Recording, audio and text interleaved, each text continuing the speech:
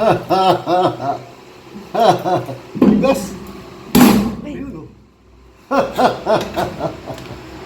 Ang galing. Tanggal na. Mga ka-vloggers, welcome po sa akin channel. Sana'y magustuhan po ninyo yung video na ito. Paki-like, share, and subscribe na lang po mga ka-vloggers. Eto na naman po ang aking pinakabagong vlog. Hello mga ka-vloggers! Welcome po sa aking channel, ang Ferdy's Vlog. Mga ka-vloggers, sa pagpapatuloy ng paggawa ko po do sa spindle bearing ni Everest, nakalas ko rin po sa tiyaga. Nakalas din yung pinaka-nut niya. Ito. Natanggal din. So, ang mangyayari kasi dito, kailangan ito umatras doon para makita ko yung unang bearing, yung umuugong, no? Ito kailangan bababa. So, mga ka-vloggers, tagal ko kasi pinag-isipan eh.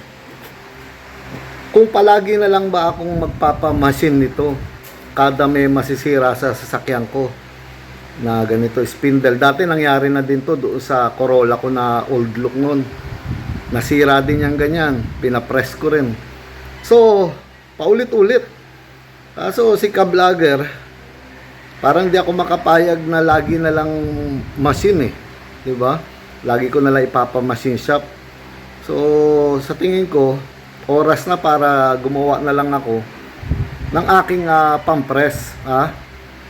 Hindi ko sisirain yung pampress ko doon ng mga bearing ng mga compressor. Gagawa na lang ako. Simple lang. Hindi naman laging gumagawa ako ng ganito. Siguro yung huling gawa ko meron na yatang 10 taon yun. So parang ayaw kong ipapress. Gusto kong makita kung gaano katyaga para makagawa ulit ng pang-press para lang sa ganito. Isa pa, kung makakagawa ako ng pang-press na ito, mas maganda kasi, sandali, pakita ko sa inyo Meron kasi akong isang machine, yan na ginagawa, hindi na nga lang natapos dahil sa sobrang busy. May motor dito yan. Ang trabaho kasi niyan, mga ka-vloggers, hindi pang vulcanize yan, yan. Pang-ipit to sana ng compressor. Kada nagbe-break in ako ng compressor, iipitin dito, tapos papatakbuhin ng motor dito sa ilalim, under siya, tapos malalaman ko na ang kanyang kompresyon. Ayan, ginawa ko to matagal na rin kasabay ng mga machine doon, hindi ko lang natuloy. So naisip ko, makapal naman tong bakal dito kahit papano, baka kakalasin ko to. Yan. Tapos dito ako gagawa nitong ating spindle na to. Ito pinaka harapan na yan. Diyan ko aalisin yung bearing yan. So yun ang gusto ko ipakita sa inyo. Unang gagawin ko, ito kasi para umatras doon yan, ito lalabas to mga ka-vloggers to. Yung kinakabitan ng rim na to, bababa yan dito. Ang ilalabas niyan, kailangan tong height na to, para makalabas siya rito sa housing na to, dito, di ba? So kailangan bumaba siya kung anong haba nito. Kung mga 5 inches to, kailangan bumaba dito yan. So gagawa ako ng bracket muna para dito, para naka-stand to, dahil ganyan din naman ang gagawin ng machine, dahil wala ka namang pagkakalsuhan para ma-press mo yan So ito lang mga to, magaang lang naman to, hindi pa to yung bearing mismo. So gagawa ako, tapos gagawa ako ng machine. Ito gagamitin ko na tong aking galing sa mga pang hydraulic. Ayan Iko-convert ko na siya rito 4 tons pa siya, oh. Para ito, siguro magkakaroon to ng brace dito sa side o kung saan ko gagawa yan. Tapos yung mga yan ang poporma dito. Gagawa ako dito ng pinaka forma ng bakal, no? Pang press. Tapos may naka-welding dito. Andito lalatag yun. Dito maglalagay ang bakal. Tapos may plancha rito sa taas na eto, itong hydraulic na jack na yan, mapupunta sa taas para yon itutulak niya pababa. Pero kailangan nakaangat ng mga 5 inches to. So malayo sa flooring, sa lapag na to. So sisimulan ko mga ka-vloggers, mas madali. Mahirap kasing ikwento eh.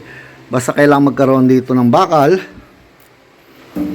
Tapos, may plancha sa taas.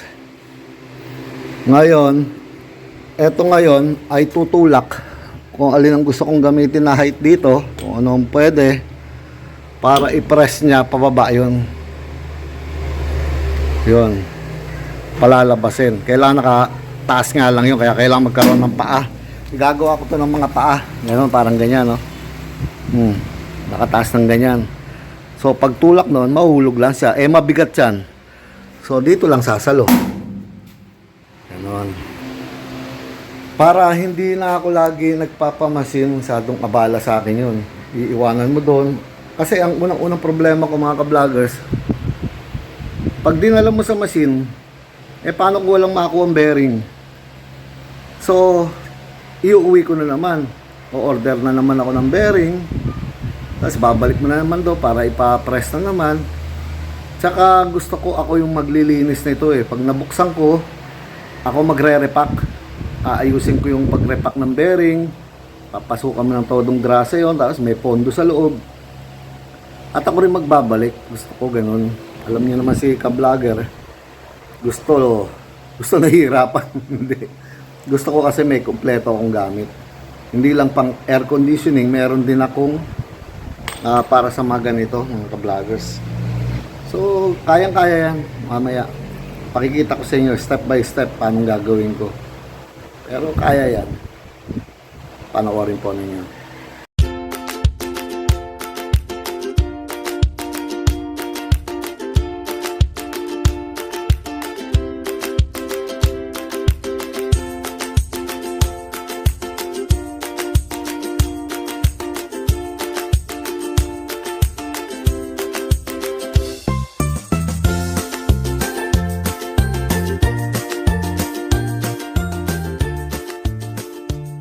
So, ganito kasi mga ka-vloggers, no?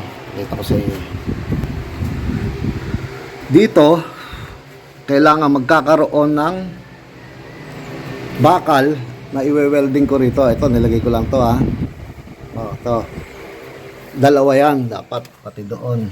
Ito. So, hindi iwe-welding to, ha. Stand lang to. O, para kapag itinulak na tong shafting na to, may humahawak dito sa body nito. Ayan. Pipigilan niya. So, magkakaroon dito. To. Lalagyan ko rin ng gato rito. Dito. Dahil ito, hindi ko matanggal nga yung ball joint na yan. Tsaka buo naman eh. So, ba't ko paalisin? Ha? Tapos ito. Kakaroon din dito yan. So, tapos may nakapasok dito. Ganon. Ngayon, doon meron din. Para pagtulak nung to,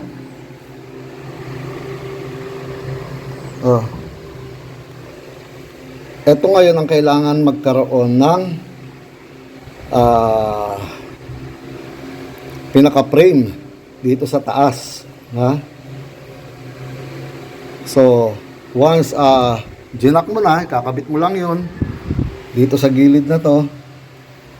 Once ginak mo na, itutulak na niya to. Yan dyan. Para pababain dito. So, kaya meron akong spacer na ganyan. Hindi permanente ang Boysen na yan, ha. Boysen, shout out. Yan kasi ang ibababa nung shafting na yon. Ayan o to. So, once tinulak na yan,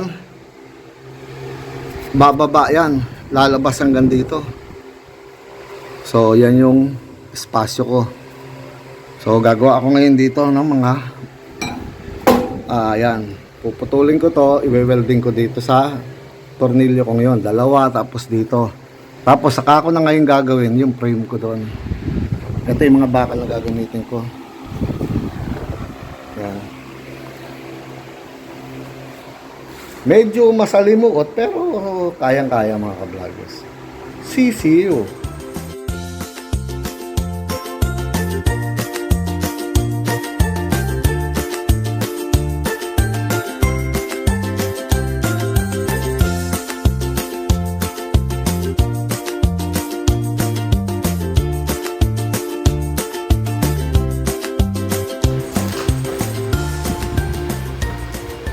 Kapag gumagawa, mga ka-vloggers, number one na maipapayo ko sa inyo, kailangan safety first. Pakita nyo, ito. Tapos pagka nag-welding, iba namang mas yun. Tapos lahat, kumpleto. Huwag mong maamoy yung ginagawa mo. Mahalaga po yun, safety first. Ha?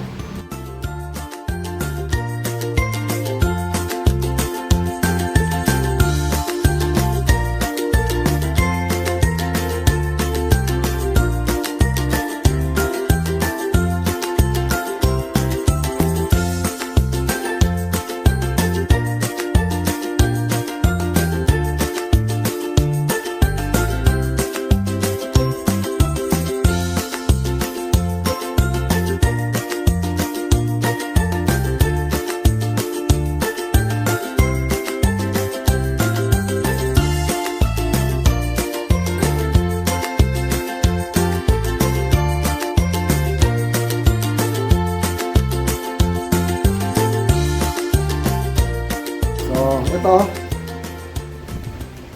mga ka-vloggers, tingnan nyo ha. Makakatayo na siyang mag-isa niya. Kulang na lang ng isa doon sa kabilang side. Ha? Pero yan na. So, pag tulak ng pampares dito, atras niya to. Siguro naman di niya kayang baluktutin to. Nakatutok lang na nakatayo yan dyan. So removable yan ha. Kapag natapos ang pagpe-press na to, dahil puro pababa to, yung pa-side, kung di matanggal, kakatingin ko lang yan pagkatapos na ha. Ito naman ang pinakanando sa taas, makapal to. Tapos gigilidan pa nun. Okay na yung mga paa. Gagawin ko na lang yung frame nung para sa pang press. Yung hydraulic. Ayan na. So pag aalisin siguro to, puputulin na lang talaga to. Wala nang way. Putol-putol na lang yan. Pero kasi matibay na yan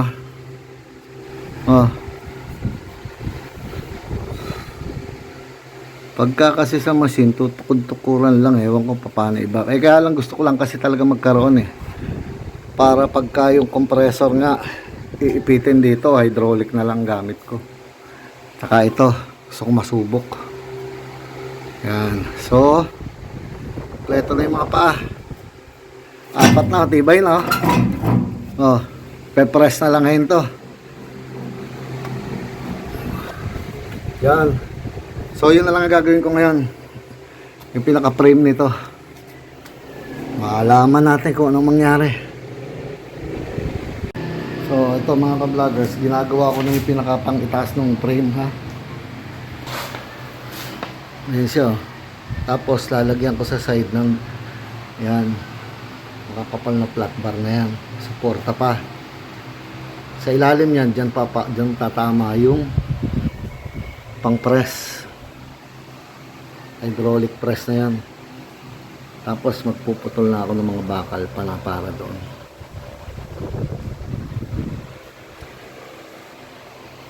Unti-unti matatapos to.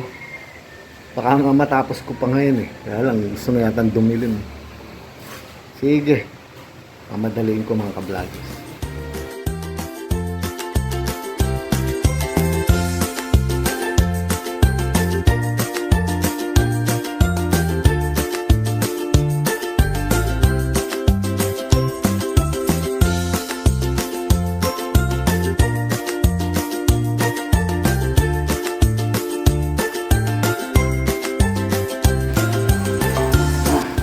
Subukan natin. Testing.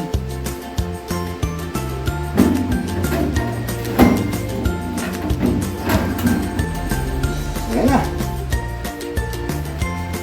Pumasok na mga ka-vloggers. Ayan na siya. Hatake na lang banda rito mamaya doon.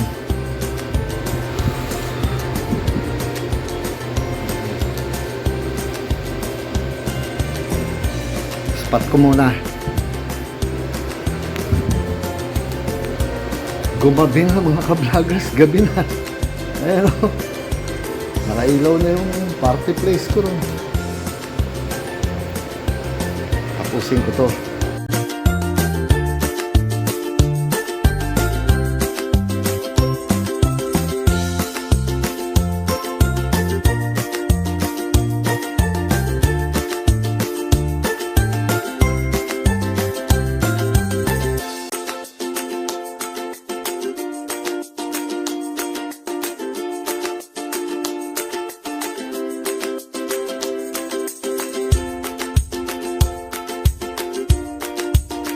Ito, maganda to eh. Sinusok-sok dito. Sana good siya mga ka-vloggers.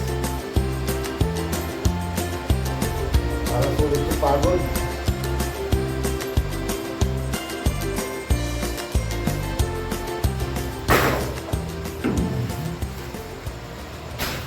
Natin ha. Oops. Oops. Oops. Ayun. Wow. Bigas. Ayun o.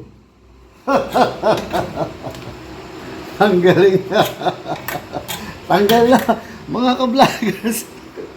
Kala mo bomba. Ang galing. Oh. Ayun, kunan mo rito. Ayan na, lumusot na oh. Ayun na siya oh, sa ilalim ng bearing oh. Ayan, ang umuugong, ayan oh. Oh, maingay ito, ayan oh. Oh, kulay black na, ayaw na nga gumalaw eh oh. Oh, sunog na mga ka-vloggers oh, focus yung maigi ah. Sunog na yung bearing, kaya sabi ko yan ang sira eh. Oh, wala nang ano, grasa o ano, nasunog ang bearing. So housing niya nandoon sa kabila. Dito, tatanggalin niya. Pero, nakakuha ko. Oh. Effective. Ang galing talaga ni ka-vloggers nyo, ha? Ha? Parang bomba, bug! Narinig nyo naman live, ha, mga ka-vloggers? Natanggal ko. Ito na, oh.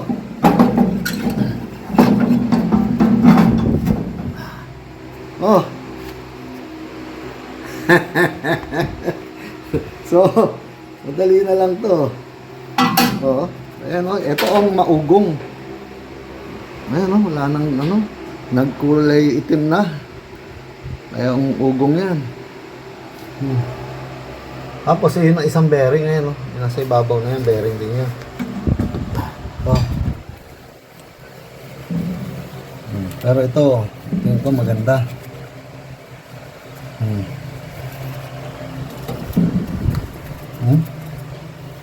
Pinapasukan ko siya rito noon, ayaw pumasok doon talaga.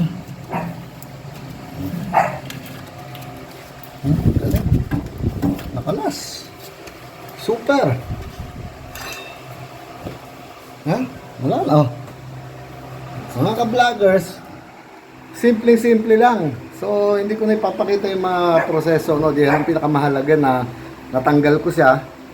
Pe-press ko lang naman yan, papalitan ko pa ng bearing yan, matagal-tagal pa na, maghahanap siguro ako.